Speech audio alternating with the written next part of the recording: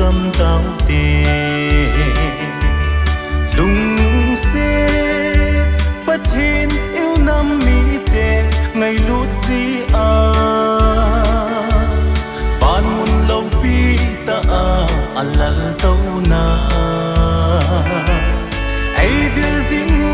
ipau Hatchungnung Pathen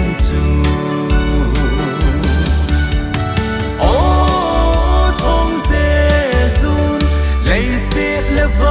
chung kithong leuvin Lungset Pathen Lungset kacha te kasah tauve Tipa ngailut Hepa ipi kape diu hitam Halleluijah eihuhhing pau hatna Quay hăng lấy mi im tê la xây dâu đinh ô thong jejun lấy lệ van kithong nhìn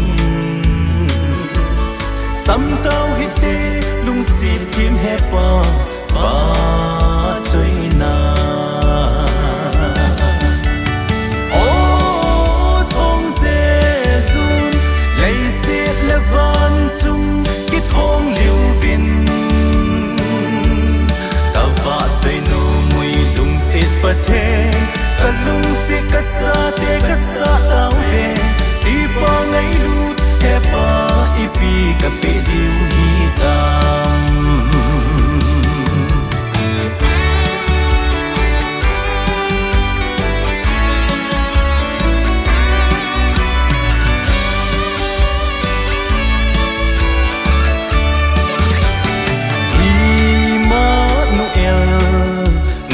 na adim se Pathen nắng bầu ka vahchoi nom ka thang vợ no Loupi chung nung pen til nei lâu lungset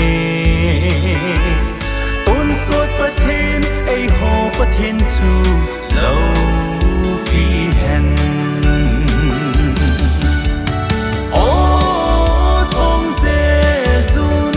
leiset leuvin chung kithong leuvin Lungset Pathen lungset kacha te kasah tauve Tipa ngailut Hepa ipi kape diu hitam Loupi chung nung nahi bau ve Hepa thăng va ui Emannuel Pathen nang bầu ka vahchoi Tonsot hin kim lâu ngailut pin cha te dâu se Eivil về